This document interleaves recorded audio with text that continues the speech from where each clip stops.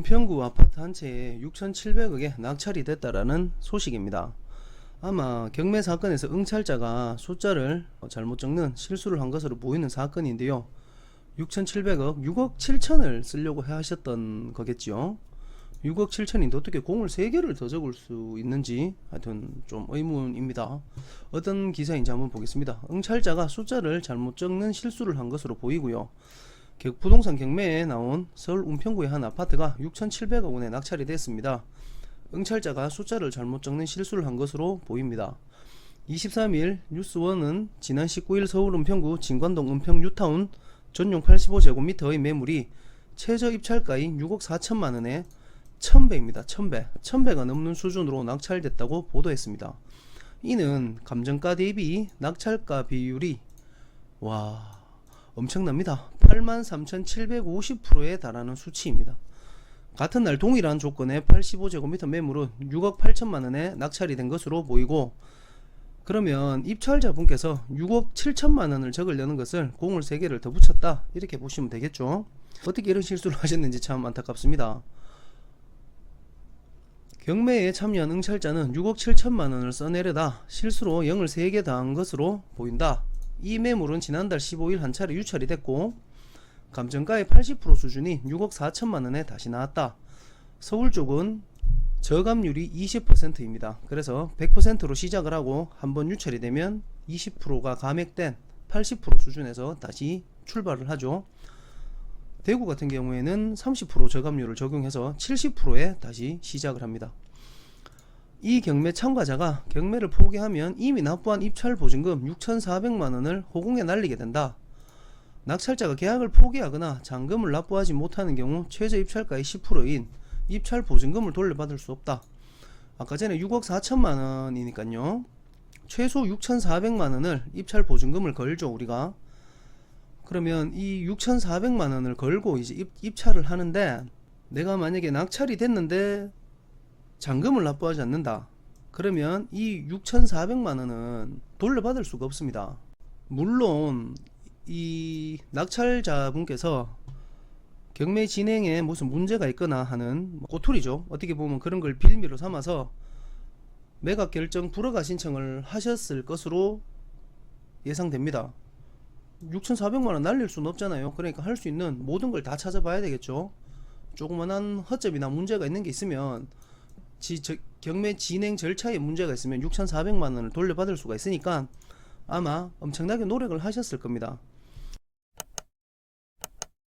법원에서요, 매각 불허가 신청이 들어온다고 해서 받아줄지는 미지수고요. 어쨌거나 이 6,400만 원을 잘못하면 날릴 수 있는 안타까운 상황에 처해져 있는 낙찰자분입니다. 이렇듯 숫자 입력 실수로 보증금을 날리는 사례는 종종 발생하고 있습니다. 지지옥신에 따르면 올해 수도권 경매 매물 중 낙찰가율 500%를 기록했던 경매 건수는 총 8건에 달합니다. 지난 6월에도 이런 비슷한 사건이 하나 있었고요. 당시 낙찰자는 경매에 참여했던 보증금 3천만 원 가량을 돌려받지 못한 것으로 전해진다. 자, 그러면 구독자분들, 입찰할 때 제시했던 입찰 보증금 3천만 원은 어떻게 되는 걸까요? 제가 잔금을 납부하지 않았기 때문에 일단 이 보증금은 돌려받지 못합니다. 돌려받지 못하면 이 보증금 3천만 원은 나라가 먹나? 아니면 법원에서 가지고 가나? 궁금하신 적 없습니까? 자, 이 보증금은 어떻게 되냐 하면 배당재단이라는 곳에 귀속이 됩니다. 배당재단에서 이제 사건이 끝날 때까지 그 돈을 다 모아 놓죠. 그 다음에 낙찰 가격이 나옵니다. 그러면 그 낙찰 가격에서 앞전에 입찰자가 입찰 보증금으로 넣었던 3천만 원도 같이 합쳐지는 겁니다. 그래서 그 모든 돈이 배당재단으로 포함이 되고요. 그 배당재단에서 이제 배당을 시작하게 되는 겁니다. 즉, 이렇게 보증금을 포기하게 되면 채권자나 소유자가 좋아질 상황이 되는 거지요. 왜냐하면 이 보증금까지 배당재단에 포함이 돼서 배당 금액이 늘어나는 효과가 있기 때문에 돈을 돌려받지 못할 수 있었던 가능성이 높았던 사람도 돈을 배당을 받을 수 있는 확률이 생기기 때문입니다. 그래도 입찰 보증금을 날리는 입찰자 입장에서는 마음이 아픈 상황이고요. 어쨌거나 법원이 사정에 따라 낙찰건에 대해 매각 불허가 사유를 인정하는 경우가 있기는 있습니다. 하지만 입찰자가 착오로 자신이 원래 기재하려 했던 입찰 가격보다 높은 가격을 써낸 경우는 매각 불허가 사유에 해당하지 않습니다. 이거는 그러니까 모두들 경매 법정에 가실 때에는 입찰표 있죠. 입찰표 꼼꼼하게 확인 잘 하시기 바랍니다. 최고가 매수 신고인이 착오로 자신이 본래 기재하려던 입찰 가격보다 높은 가격을 기재했다는 이유로 매각을 불허할 수 있다는 조항이 없기 때문이다. 실제로 민사집행법 121조 매각 이의 신청 가능 범위에서 최고가 매수인이 부동산을 매수할 능력이나 자격이 없을 때 등이 규정되어 있기는 있습니다. 여기에는 124조에 여러 개의 부동산을 매각하는 경우에 한 개의 부동산의 매각 대금으로 모든 채권자의 채권액과 강제 집행 비용을 변제하기에 충분하면 다른 부동산의 매각을 허가하지 아니한다로 명시되어 있다. 자, 그러면 돈을 납부했을 때에는 다른 것들은 매각 불허가 사유가 될 수는 있겠죠. 채권의 만족이 다 됐으니까. 근데 돈을 납부할 수 있는 금액이 아닙니다. 이 사건에 대해서는 6,700억을 어떻게 납부하겠어요. 아파트 6억 7천짜리를 6,700억에 사는 바보 같은 사람이 누가 있겠습니까? 그렇기 때문에 어쨌거나 이 입찰자의 낙찰자분이죠. 이제는 낙찰자분은 보증금을 날리셨을 거고, 지금 이 사건은 실제로도 진행이 되고 있는 그런 사건입니다. 아까 전에 말씀드렸던 그 6,700억에 낙찰됐다가 지금 재매각으로 다시 나오는 사건이고요. 이사 타경 715입니다. 이번에는 6억 6,883만원에 제대로 입찰 금액을 잘 작성하셨네요. 감정가 대비 84%에 날라갔고요. 대항력이 있는 임차인이 있고 임차권 등기가 되어 있기 때문에 뭐 배당 요구나 이런 거 다 돼 있고 임차권 등기해 놨으면 이제 배당 받고 나가시면 될 것 같습니다. 낙찰자분하고 협의를 잘 하실 과정이 남아 있고요.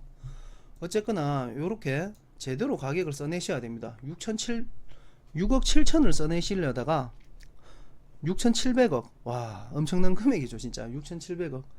제 집이 경매에 나갔는데 누가 6,700억을 적어주고 실제로 납부를 해주면 그거는 뭐 아주 해피한 상황입니다.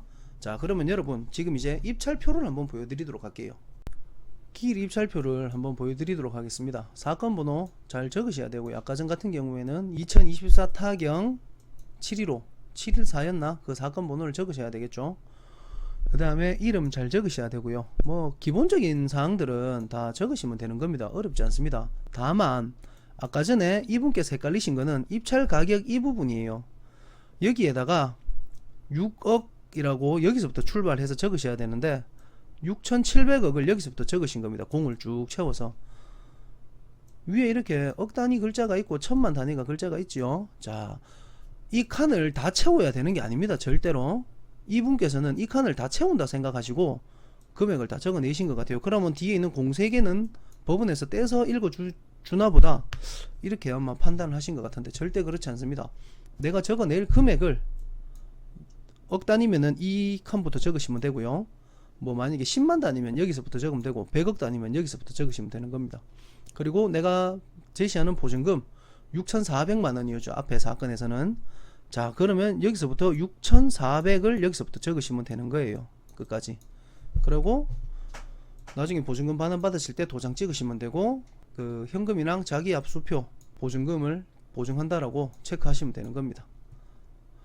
이상으로 앞에 사건, 안타까운 사건 가지고 길 입찰표까지 살펴보는 시간을 가졌고요. 영상이 좋았다면 구독과 좋아요 부탁드립니다. 그리고 다음번에 더 유익하고 고급 정보를 가지고 돌아오도록 하겠습니다. 감사합니다.